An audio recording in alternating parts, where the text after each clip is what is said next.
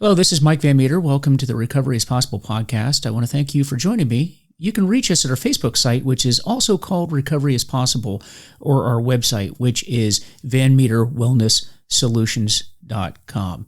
This podcast exists to educate the public about addiction, remove the stigma associated with addiction, and offer help and to support those suffering from addiction. So today's episode is sponsored by FHE Health, a substance abuse and mental health treatment center specializing in treatment for first responders' needs, including PTSD, anxiety, and substance use. Take the first steps to a better life today by visiting FHEhealth.com. That's FHEhealth.com. Hey, guys, I have someone from our favorite country that is not America. You know, here in America, it's my favorite country. But you know what? Next to that is Canada, and we have my new friend from Canada, and that's David Sinclair, who's going to be coming on and talking about some of the great work that he is doing up in Canada and actually across the world, as a matter of fact. And he's going to talk about his experience in recovery, his recovery journey, and the work that he's doing. And folks, I got to tell you, just in my own recovery journey, if you really have that awakening, if you have that just the gratitude that comes along with getting any time of sobriety, it's really hard to keep that in because you really are so grateful that you were saved from a certain death, to be honest with you, certainly a miserable life. And you're so grateful of that you want to share it with other people. And it's not a selfish thing. It's, you generally want other people to experience what you are experiencing. And I've had a chance to chat with Dave, and I can see that that's certainly the case with him. And he's just oozing with all kinds of information that he wants to give out to help other people. So with that, we've got Dave Sinclair on the phone today, and he's joined us on the podcast. So Dave, thanks for joining the show.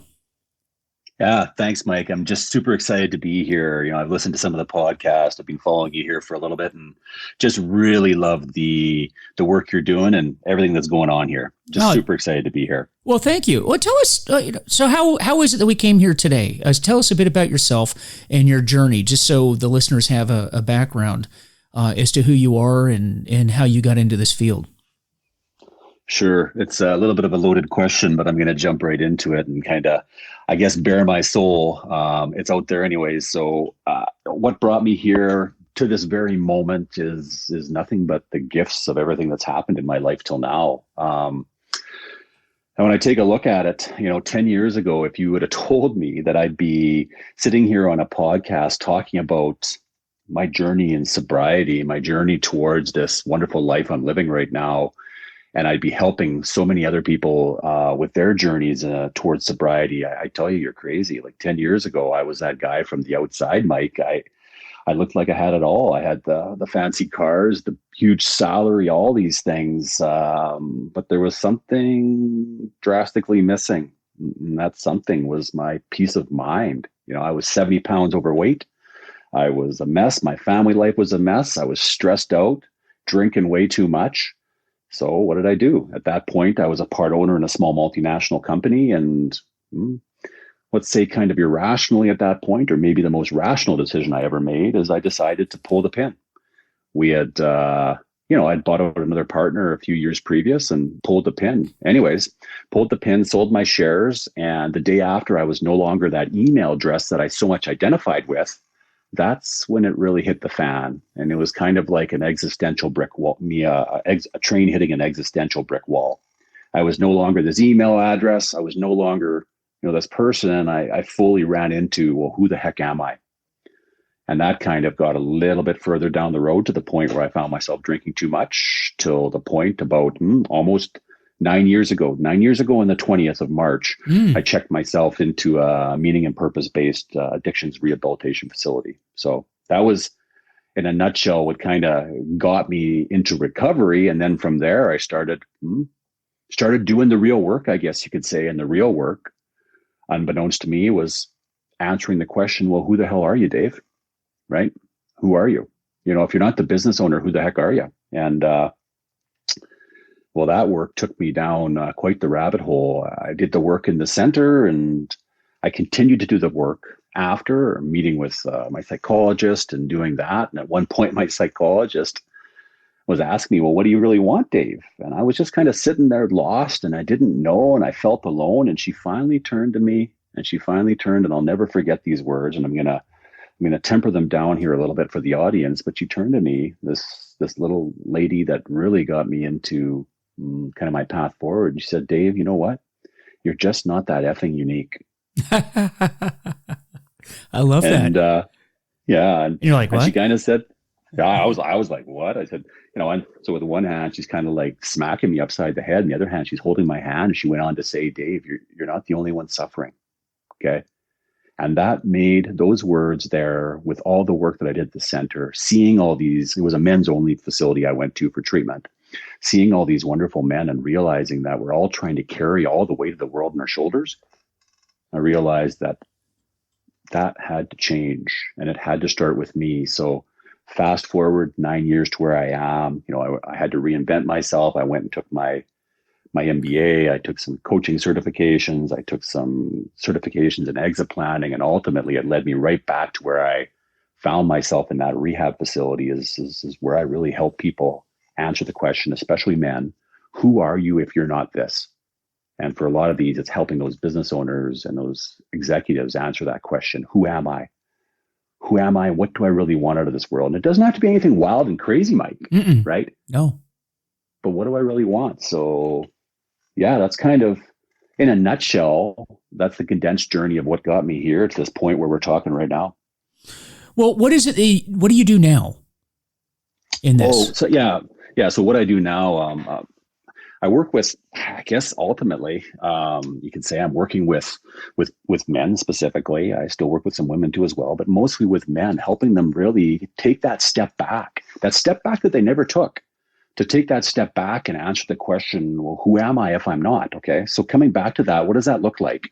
Well, my best feeder source of clients that I get right now is out of a meaning and purpose addictions rehabilitation facility, right? I help these men as they go through this facility, men from all kinds of walks of life, from rock stars to business owners to military, firefighters. All these people, just help support them to integrate. We'll call it back into the wild, I guess. Like when you go away to a treatment facility, you're kind of in this bubble. So I help these people, these men mostly, help them with some post-treatment coaching to put a plan in place to follow through and do the work that they touched upon when they were away. Because you go away to these treatment facilities, you come back, it's like, oh man, now life's back here. So I work with guys like that through coaching. I run a couple support groups, and I'm also, one of the key things that I'm doing, my main goal this year is to help 10,000 men really liberate themselves from the emotional prisons and become heroic leaders of change. So how am I doing that? Multiple ways, support groups. I've got a couple things we can talk about later, but just really trying to reach as many men as possible. One-on-one group, online courses, all these different things. What I really like about what you were saying is you and I have so much in common. And you were saying that your therapist had said to you that you're not that damn unique. And that's true. And here's what I have learned in recovery, and we'll see if you agree with this. One of the things that I learned when I came into recovery was that my perception of people that were in recovery was wrong. I had the perception, like many do, that drug addicts, alcoholics, people that have these issues are poor, they are homeless, they are dregs of society. That was kind of the stereotype that I had. But when I got into recovery, and actually it started when I was in treatment. It was even before I got into long-term recovery. One of the things that really surprised me was when I went to my treatment center, how many truly talented people were there. I met some of the smartest, most talented, funny, well-read. I remember where I went through treatment, we would sit around, you were assigned to a table. So breakfast, lunch, and dinner, you're with the same group of guys. And we would get into political discussions. We would get into discussions about art, about music. I mean, name a topic, and I was just the breadth of information that these guys possessed was stunning to me. Many of whom were very, very successful people, and there were a few people that I thought were professional musicians, but they weren't. They were just people that played. But they were so good at what they did, and I realized that there was so much talent there. And that was something that hit me and stuck with me. And what I realized in time, and those that have been in recovery for a while, but if you're not in recovery, you need to know this, that addiction is an equal opportunity destroyer. It does not care who you are. It doesn't care what color you are, what sex you are, what sexual orientation you have, what nationality you are. It doesn't matter. It will destroy you. And that is, so this is for all kinds of people. And if you are, and frankly, David, and maybe you've run into this as well, I find some of the most difficult people to work with and to get to understand recovery concepts are successful people. Because part of this is you need to understand that you are powerless over your addiction and it will destroy you, and you're not going to beat it. This is like the only battle where you win the battle by surrendering to it. And that's a hard thing to do for people that are successful. People like yourself, people like me. It was hard. It was hard to accept that because I think I can beat anything, And so has that been your experience? Have you run into that with people? Yeah, for sure. I think a couple things to speak to what you talked about there. The more you try to fight it, the more another great saying that my psychologist said to me. She said, Dave, people will like you a lot more if you try not to be so clever. So, again, I find the more clever we try to be with the addiction, the more we try to talk our way around it, to beat it intellectually, right? It just doesn't work. You just have to say, no, this is what it is. It's a very, very significant thing. And I just have to give myself over to this power that it has over to me and really do the key work to step back and say, yeah, there's some basic things that I need to do to get past this. Okay. I can't do this by myself. I want to speak, you talk about that feeling of, being in the treatment facility and looking around, and I'll share a little story. When I was flying out, where I went was off a place called Sunshine Coast Health Center in Powell River, BC. And I remember flying there. I had to fly to Vancouver from Edmonton first, and then take a little puddle jumper from Vancouver over to there. And I remember being on the plane, just terrified flying out to this, addictions facility, right? I'm like, no, come on. Just like you said, who am I going to see there? There's going to be all these degenerates there and stuff like that walking around. That's what I was thinking, Mike. And I get off the plane, this little plane, and we get shuttled to this little bus stop. And there's me and another guy at this bus stop waiting for the bus to come take us to the center. Okay. Well, the thing is, I didn't know this other guy was waiting for it, but I just looked over and this guy just looked like a normal dude, about my age. I'm thinking, okay, well, this guy can't be going there, but he's looking a little disheveled, but whatever. Bus shows up. He jumps on the bus. I jump on the bus. We look at each other right there. That was a key moment, just to see someone else that kind of looked like me. Right? To see someone else that kind of looked like me. And we looked at each other and we're like, are you going where I'm going? I said, yeah. So we show up there. We show up at this place. We get kind of shuttled in and stuff like that. We start doing our stuff and kind of wandering around. And boy, the first day I'm just terrified. I'm like, I don't belong here. What's going on? But then, just like you said, we start opening up. I start talking, start going to group. And guess what? Yeah, here's a doctor. Here's a lawyer. Here's a guy from the military. Here's a homeless guy. Okay. Here's a rock star. Here's this, here's that. And there's just a bunch of men. And pretty soon I start realizing, holy man, just like you said, this disease does not discriminate. It doesn't care who you are. If you can't figure out yourself who you are and what's important to you, that's when it attacks, right? So just like you said, it was so freeing. To be honest with you, I think that was the most of just about everything in recovery is just realizing that I was not alone anymore. Okay. And then when my psychologist said what she said, a few months down the road, it just kind of reinforced that. But just to be around a spot where, this disease doesn't matter who you are. If you succumb to it, if you let it take your life, it will take your life. It doesn't care. Right. I always tell people that the progression of addiction is just that. It gets worse over a period of time. And if you don't take anything else away from today's discussion is this. If you are listening to us right now and you are suffering from what we are talking about, it gets worse over a period of time. It does not get better. And what happens is it will result in your death. But before you get there, it will take everything that you hold dear. in everyone and everything that you hold dear, and then you'll die from it. But the good news is that there is a solution to addiction, and that is to put it into remission. And this is the only known disease, really, that you can put into remission by just doing certain things. And first and foremost, that is not drinking and drugging. I don't get drunk as long as and that's a line that I used to hear quite a bit, is if I don't drink, I can't get drunk. And also, if I don't put alcohol, in my case, alcohol being the presenting problem, as long as I don't put alcohol into my system, then I don't start that craving that occurs in alcoholics that we know actually does not occur in non-alcoholics. That craving, you may enjoy the feeling of it, but for me and people like me, it's worse than that. It's not just that I enjoy the feeling, but then it starts this craving that doesn't exist in non-alcoholics. And after you detox and after you go through treatment and that is physiologically removed from your body, that process does not start again as long as I don't put it into my body. And there are people out there that have answers and can help, and because they've done it successfully. And you're at 9 years, I'm at a little over 9 years myself, and it can be done. You know, how do I know it can be done? Because I've done it, and you've done it, and that's a central message that we have. Yeah. So let's do this, because I've got some questions for you. If you will stick around with us, you want to stick around and answer some questions? Absolutely. You didn't know there was going to be a test today, did you? Well, that's all good. I'm ready to go. Yeah, I think you're prepared for this test. So this episode is sponsored by FHE Health. FHE Health has been providing life-changing behavioral health services for more than 20 years. They treat substance abuse and mental health disorders in an individualized and comprehensive approach.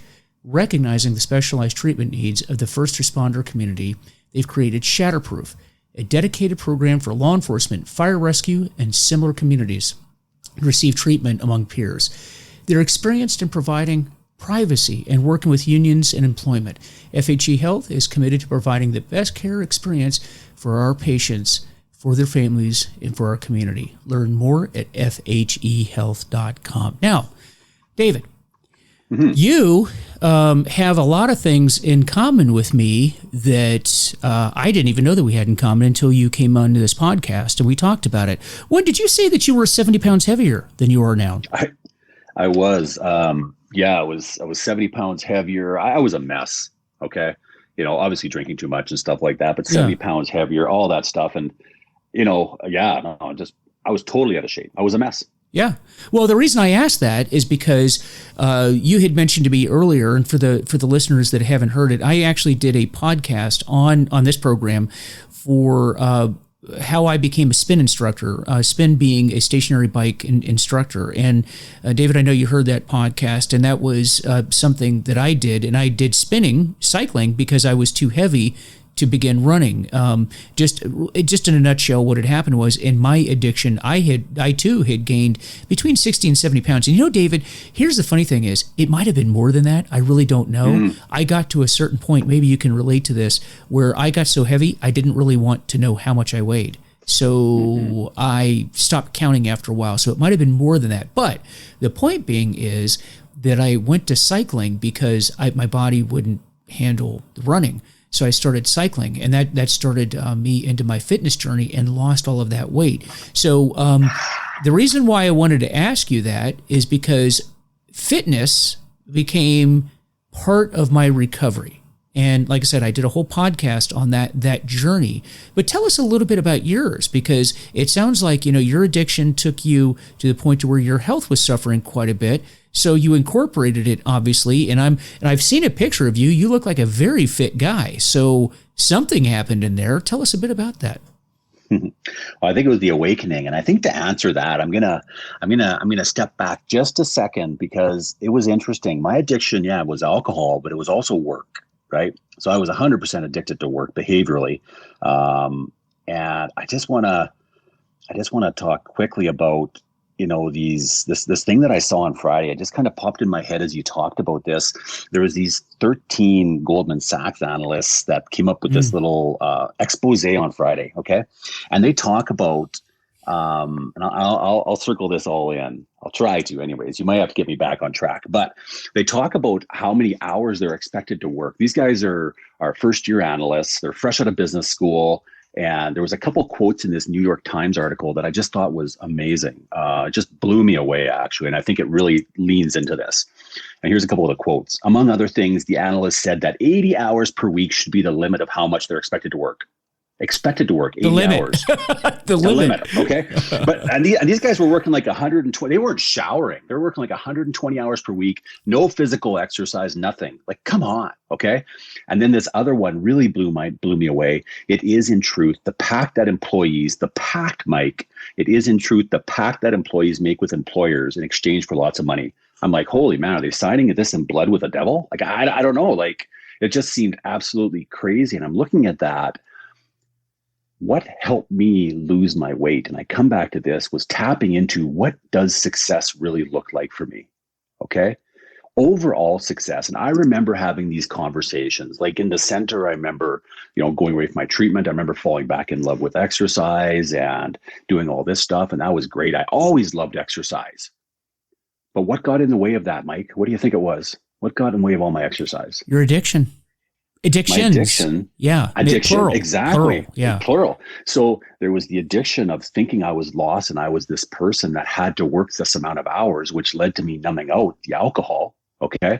And I think taking that step back to realize, no, I don't have to be that. I don't have to, these analysts, I think about it, working 120 hours per week for the chase of cash. So one day they can be happy. One day. Well, will that day ever come, Mike, for a lot of these guys?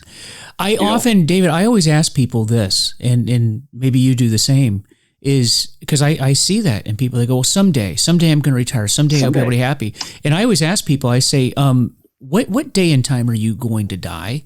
And that seems like a morbid question, but it's a very real question. Tell me, do you know the day and time that you're going to die? And the answer to that obviously is no. And I said, so actually you have no certainty that this time tomorrow you're going to be alive, do you? Well, the answer to that is no, because none of us know the future. Well then, so what are you waiting on? Why are you waiting years to enjoy your life? Why are you waiting until your retirement to enjoy life? You don't know how long you're going to live. You need to start doing, if you hike to enjoy life, if you play music, if you exercise, whatever, spending time with your kids. You know what? I'll spend time with my kids when I get that promotion and I make that money. Hey, you don't know if you're going to be here. I highly, highly suggest you start living your life today because you don't know. Right now. Every day is not a guarantee, folks. It's not a guarantee. Well, it's no guarantee that if you don't, I was talking to a guy from my group yesterday. He's like, yeah, okay, I'm 52 years old. I've got all the money in the world. But guess what? Everything else is gone because I didn't have the time. This was a guy that spent that amount of time working. Everything else is gone. His health is gone. His family's gone because they just didn't wait around for him. One day didn't come for them, right? Mm-hmm. They were done waiting. And we sign on to these things with what this, I don't know. I think we have a perverted view of what success is here in North America. Right. Yeah. And that was certainly the case with me. It really was. In my career, my career was not about money. I mean, you don't go into police work, military and FBI like I did to make money. You do it because and actually in some respects, it's as bad, if not worse, to be honest with you, because the kind of work I was involved in, we didn't even really look at it as being a job. We looked at it as a vocation. You become an FBI agent. You become that. You become that identity. You become, it is who you are. I was never Mike, to be honest with you. In fact, when I was in treatment, to be honest with you, I would be in a group of people, and this is when it really hit me how my profession, other people looked at it and how I looked at it was I remember I would be in a group of people and it'd be like, hey, that's Steve, that's John, that's Bob, this is Charlie, and this is Mike, the FBI agent. That's how people would introduce me. And I began to sort of resent it, to be honest with you, because by the time I got into recovery, I realized that no, I'm just Mike. This is my job. It is my job, but it's my job. But I never treated it. But I think prior to that, it goes along with what you're saying in this article. It was more than a job. It became my being. It became my end all. It became my religion. It became my obsession. And I was expected to be a certain way, and I expected to be a certain way. And that started to eat me up after a while. And thank goodness, that now I'm in recovery, I've been able to separate. No, that's just a thing that I do. And now I'm retired from that, and so now I'm back to just be like the free. I feel free now because I now have. I'm not saying it's perfect. I'm not saying I have found myself, but I'm much closer. I can tell you this, and I think Dave, you're the same way. I am much closer to realizing who Mike is. I mean, the real person. Well, you know, and you're doing the work. You know, you listen to it. I listen to you talk about it, and we have so much in common when we're talking about this. And I think about these Goldman Sachs people that, you know, they're in there and they're waiting 7 years to make this number so that they can do this. Well, the problem is after 7 years of behavioral, you know, of burning that into your brain that you work 120 hours per week, not having any identity outside of that, it's going to be pretty tough to give that up because your ego has been doing push-ups massively, telling you this is who you are. And I think the terror for myself, speaking to my story, I was terrified. I was terrified when I realized I was no longer Dave, the business owner. Mike, I was terrified.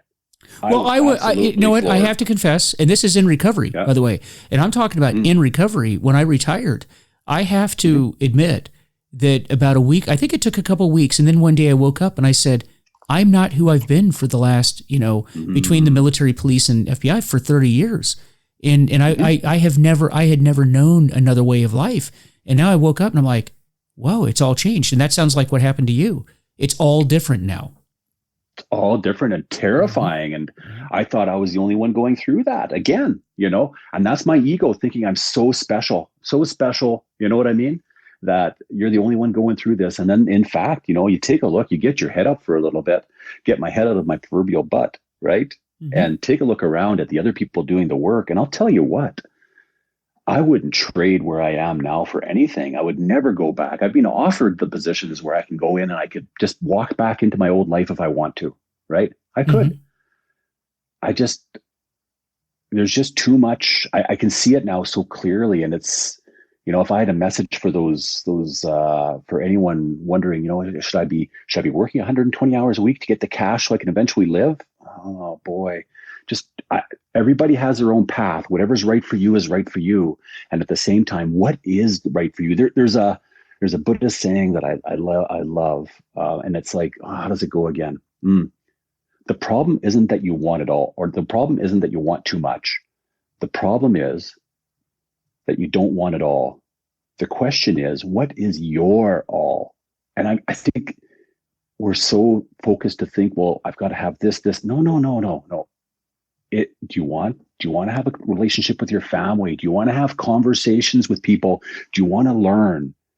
You know, yeah, we have to have money to survive and move forward. Sure. And if making money and doing all this, having a big business is what you want, that's fine too as well.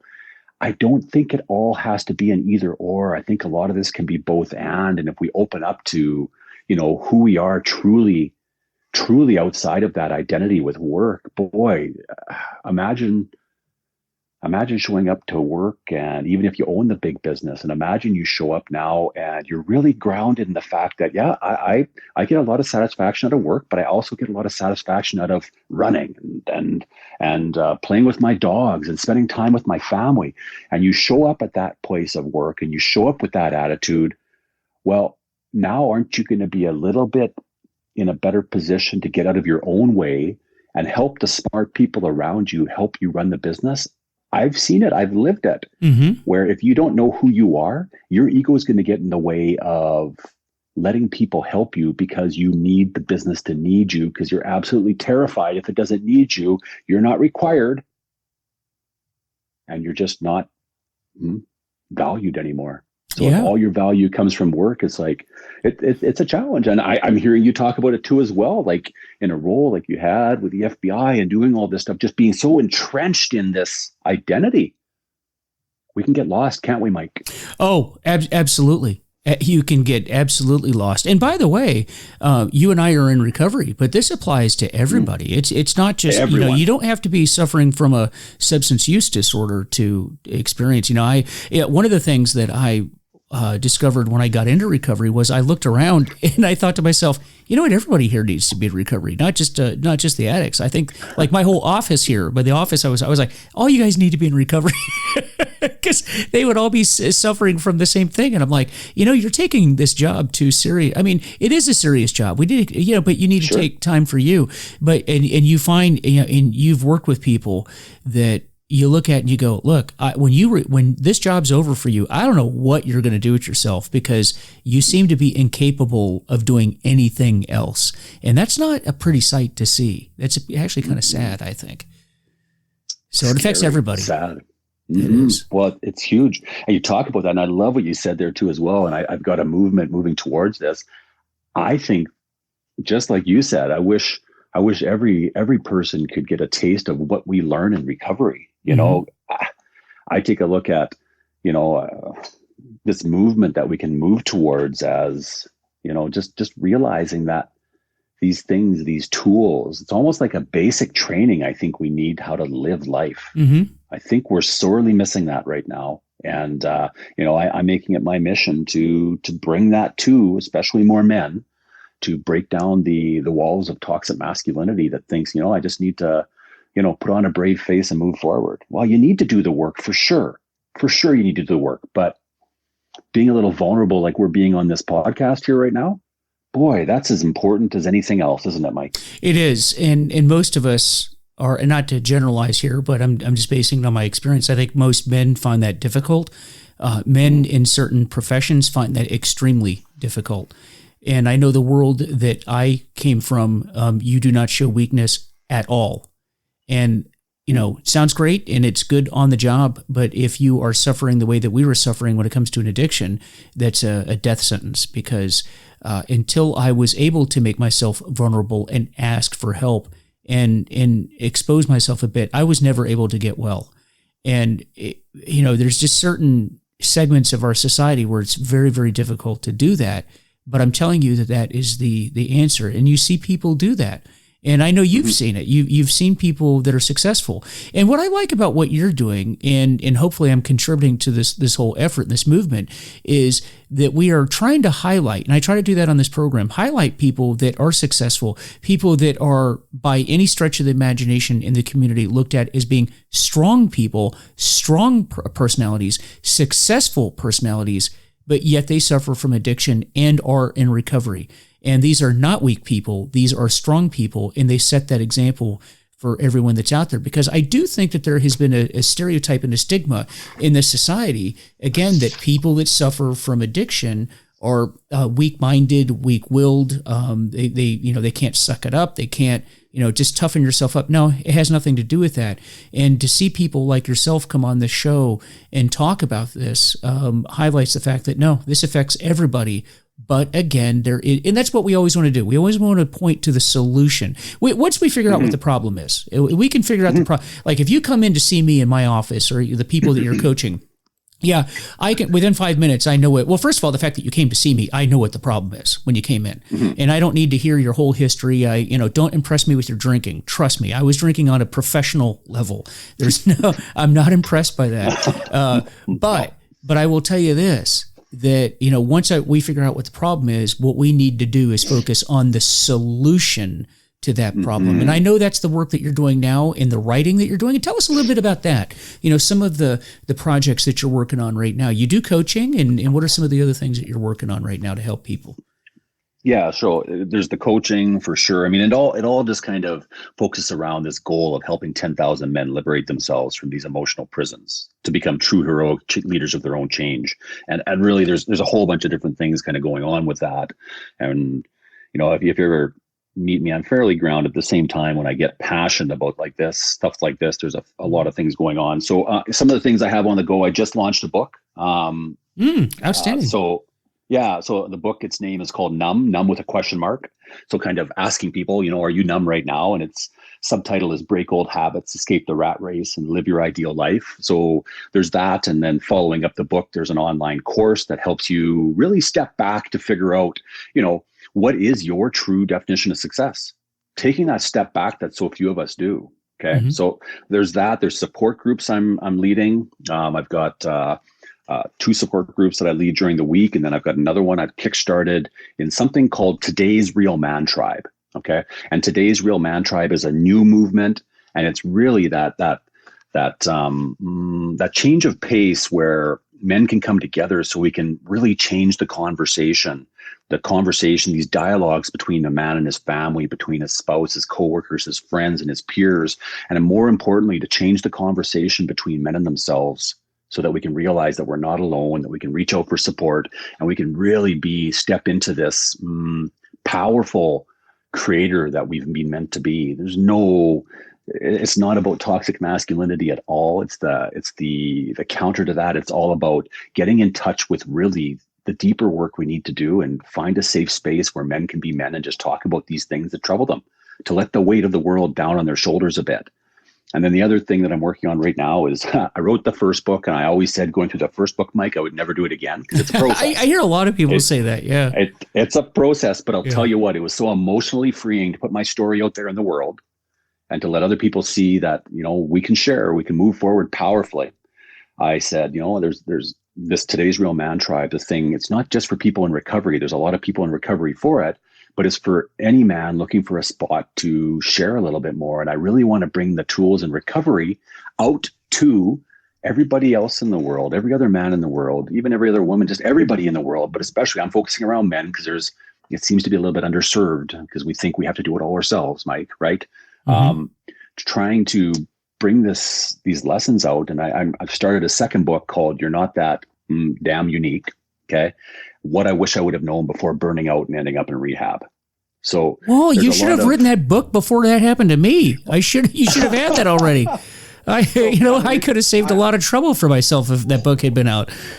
Well, I hear you. And this book is ultimately a handbook for me. I wrote, and who have I wrote these books for, Mike? Well, greedily, I wrote them for me 10 years ago. Yeah. That's what I've written these books for. Just like you, us 10 years ago. So just trying to bring these ideas like gratitude and, there's a fantastic book I love to recommend to everybody called The Power of TED around the Cartman drama triangle, the dreaded drama triangle, and helping people go from, you talk about the solution, helping people go from where they feel victimized and life is happening to them towards everything is here for a reason. There's an opportunity in this for me to grow forward. We are very powerful and resilient as humans. Okay. We can find it. We just need to find and focus on what the outcome truly is that we want. And that allows us to create a little bit of passion about how we see ourselves day to day showing up and to take those baby steps. And that's really from that book, The Power of TED. That's what it really talks about is, focusing on that outcome, creating that passion for life in the now, and taking the baby steps forward. Baby steps, man, day by day. Yeah, and and along with that, you just made me think of something that I did, and this sounds really silly. I know it does, but I'm telling you, it worked for me, and that's all we can do. This whole podcast is about, is an old friend of mine, Jim Money, who's been on the podcast, has said before, I'm not here to impress or depress. I'm just here to express. I love that. I'm not here to impress or depress. I'm just here to express. I just express what I've done and what's worked for me because, you talk about, expectations. And I remember, listen, in my career, you want to talk about egos in a workplace. You didn't get hired to work where I worked unless you had a type AAA personality, right? If you had a type A personality, you were the weakling in the group. And I think that was me. And so but you put it, and that sounds great until you put all these people in one room, and then it's just a recipe for disaster.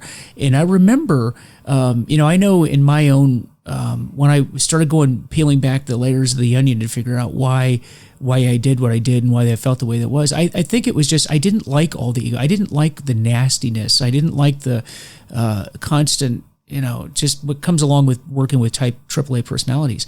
And I finally got it in my mind, because I was talking to a sponsor one time and I was talking about this, and my sponsor said, well, okay, so if these people are jerks and you go into work every day, are you ever going to work and people are not jerks? And the answer was no. And he said, well, okay, well, hey, Mike, it's business. Don't take it personal. It's not personal. It's just business.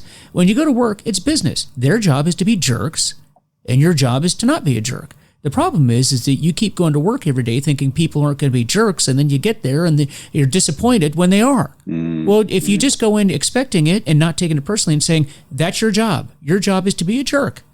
And, it's funny that it's subtle, but that kind of changed my whole mindset. That when I went into work and somebody wasn't a jerk or it was a good day, then, you see, I had changed my bar of expectations.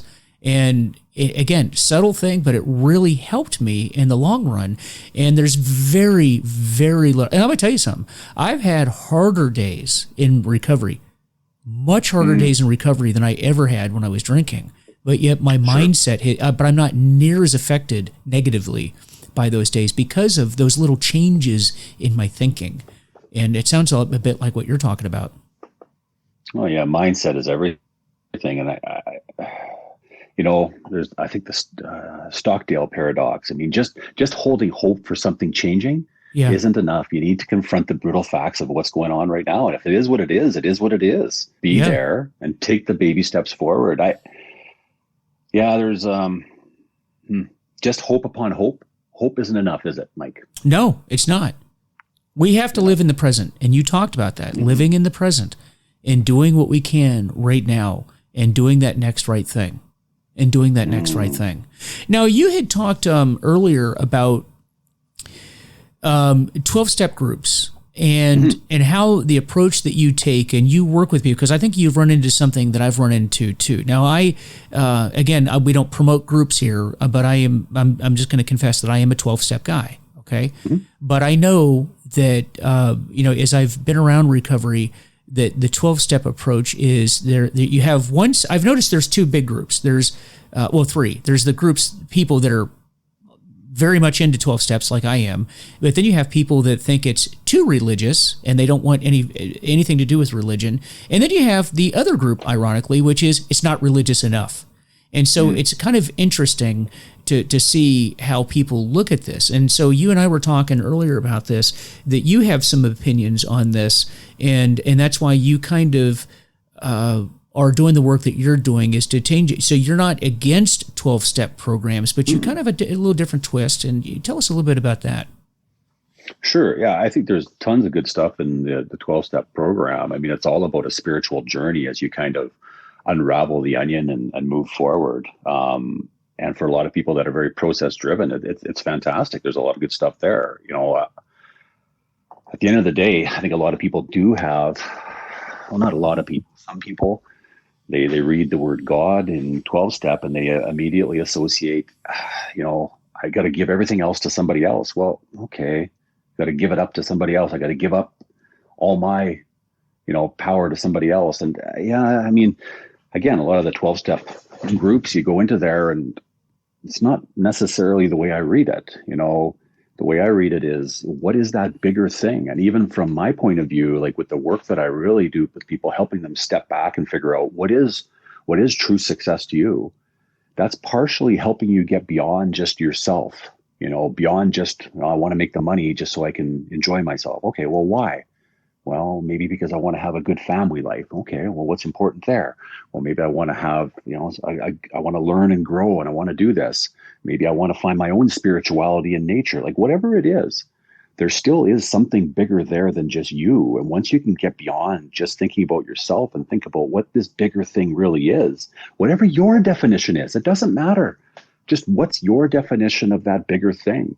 It doesn't have to be, we're not all going out there to save the whales and stuff like that. But if it's just a life well lived that doesn't take anything away from anyone else, and in fact, with your tiny little grain of sand yourself, just making yourself that best little grain of sand you can be, are you not in turn making that beach just a little bit brighter?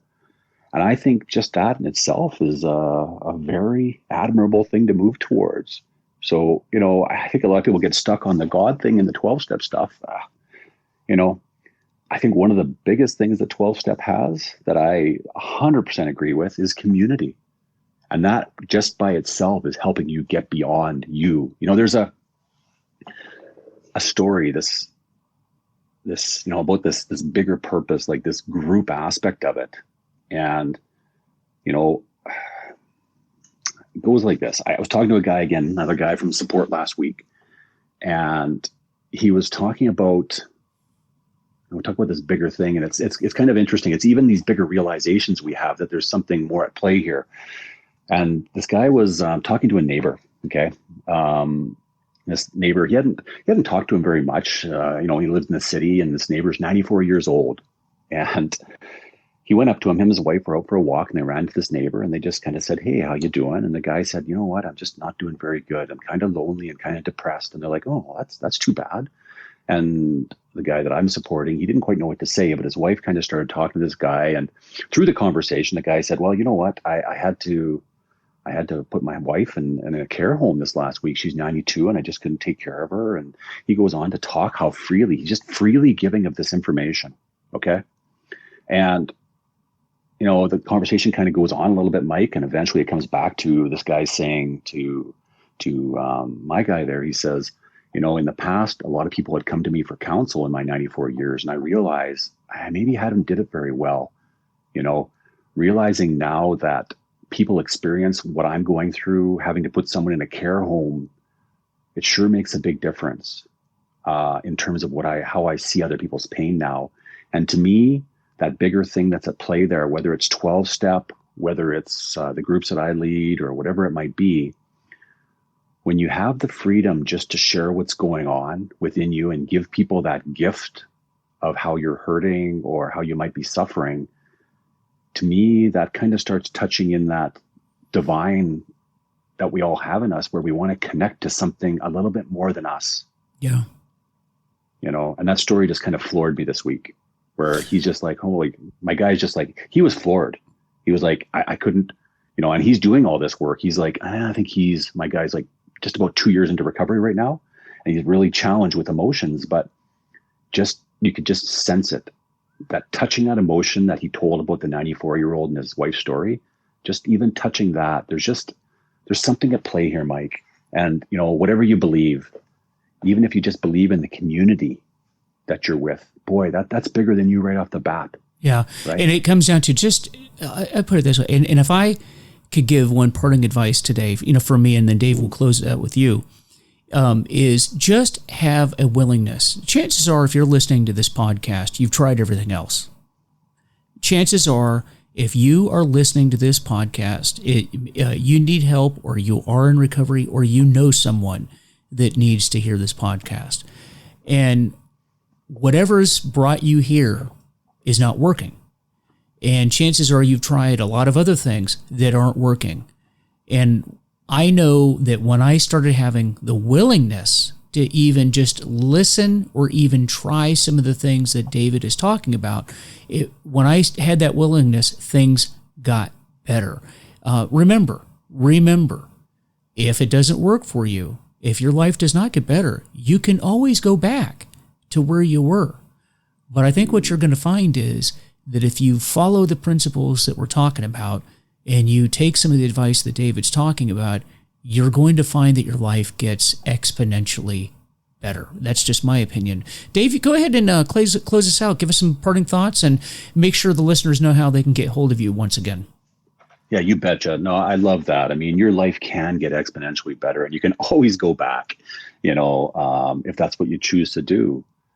For me, a couple takeaways, what I'd love to leave you with is, I remember, again, coming back to this, I keep talking about this therapist, but, after she said, "Dave, you're not that unique," and stuff like that, we started the real work then. And it's like, well, what do you want? And I couldn't piece it all together, but I started to piece together a couple pieces of what I really wanted, and a couple of words that started to lean towards what my true definition of success is, are words like peace and connection. And over time, I kept building on that. And it takes work. It takes work to actually uncover what your values are in recovery and to really be able to give a definition. And it's a work in progress. I think I'm going to be working on this stuff the rest of my life, Mike. Oh, yeah. And what a wonderful absolutely. amount of work to do, right? Yeah. So, figure out what your true definition of success is, what floats your boat. And even if it starts with just a couple of words, start with that and start taking baby steps towards those and see what will happen. And lastly, do the darn work. You've got to do it. For me, this is just me. What works for me is I have a routine every morning that I follow. I'm very diligent. I make sure I do my meditation, my push-ups, my planks. I make sure I get my workouts in. I get that physical release. I eat decent. I do all these things. I eat my spinach. I drink my water. Okay. I do that work. And then the other work I do is I do the deeper stuff. And if you need, go see a therapist, go for treatment. And if you're listening to this and you're not in a recovery program right now, take those first steps. It's okay. Going to see a therapist or whatever, it's all good. We've all got baggage, or many of us have baggage, I should say. And when you can finally put it down, when you can finally put that stuff down, boy, is it ever nice. It's like, I even just feel it right now. My shoulders just relax as I think about putting stuff down. So that's my parting advice. And where people can find me is, check out my website, davesinclair.ca. And if you're a man looking to find other like-minded men to talk about topics like this and really challenge yourself, go to davesinclair.ca/stays-real-man-tribe and check us out.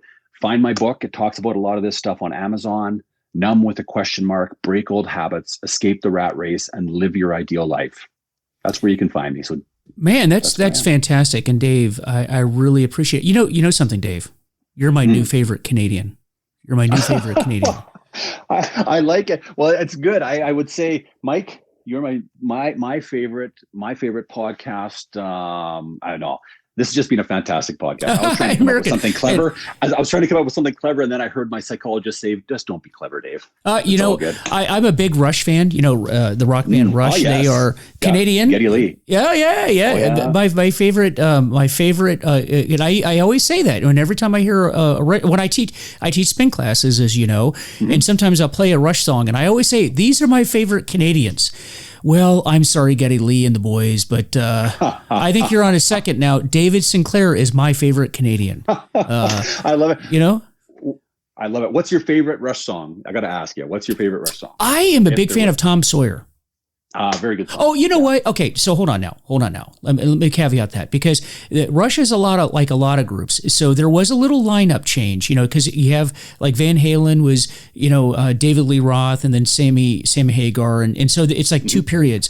Now there was a period early on, Rush had a different drummer, right? And during that period, they had a song called Working Man. Do you remember Working Man? Oh, that's a great song. Oh, yeah. I love it. But that was kind of a different era because they changed the lineup a bit. So I have Working Man first part, and then Tom Sawyer, I would say. How about yourself? You got a favorite song? Yeah, I like Working Man. I like Subdivisions a lot. Yeah. So, very good. Very good.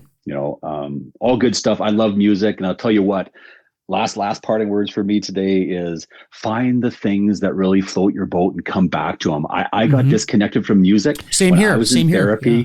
When I was in therapy, I did this thing called music therapy where I ran in the treadmill, and there was this glass mirror in front of me, which would look out towards the ocean, but I'd be running like at 4 a.m. or something like that. And they would reflect back to me. I'd be able to look at the mirror, or it wasn't a mirror, it was a window. I'd be on the treadmill, listening to music that used to kind of trigger me. And I turned the music around so that it became empowering. So I flipped the switch on I flipped my script by, just running and sweating and saying, no. There was one song by Eminem, No Love. Yeah. And I think I used to sing that to myself. There was no love for me. And I flipped that switch to say, no, there's no love for that attitude anymore. That's got to go. And, Dave, you and I have so much in common. The fitness, the music. I'm a big, big, big music fan. I love playing music. And folks, those we're plugging recovery here. Those were things I all gave up in my addiction, and I'm back into it. I'm sitting here, Dave, as we're talking. I'm staring at my guitar collection. I can't play any of them, but I have them. They're nice to look at. But I'm trying to learn. I'm trying to learn the guitars. But those are the things that we're free to. You know what? When you get into recovery, folks, the one thing I can't do is drink. But it means that it has opened up the doors for me to do everything else. Everything else. You can do it. The sky's the limit. And so, man, I really enjoyed talking with you, Dave. Really, really enjoyed it a lot. And hope you did too. And folks, reach out to Dave, and we'll close out with, once again, we're going to talk about how this episode is sponsored by FHE Health, good folks down there, and they're in Florida, which is kind of like Canada. And Dave, do you know why it's like Canada? Why is that? Because everybody seems to retire in Canada, and then they all move to people from New York and Canada, then move down to Florida. And it's a great place. It's where I grew up, actually. So according to SAMHSA, Nice. first responders are 30% more likely to develop behavioral health conditions like PTSD. FHE Health specializes in getting first responders better and cleared for duty. So find out more at FHEhealth.com. That's FHEhealth.com.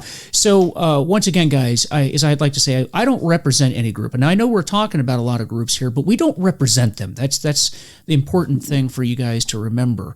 We don't represent anyone other than ourselves, and we're trying to impart what we've learned in our journey so we can help you, because that's what we do in recovery, is help others as we're helping ourselves. And so with that, please visit my Facebook page, which is Recovery is Possible, and my website, which is VanMeterWellnessSolutions.com. Let me know how I'm doing, and let me know if there's a topic that you're interested in hearing, because I'd love to hear from you. And folks, these podcasts are designed to help people. So please spread it far and wide. Certainly give this to somebody that you think would benefit from this information. There's a lot of people that are suffering out there, particularly during these times of pandemic and shutdowns. A lot of suffering folks out there. So, and David Sinclair has a great message to pass on to people that need the help. And so with that, folks, we will be seeing you soon. Thank you.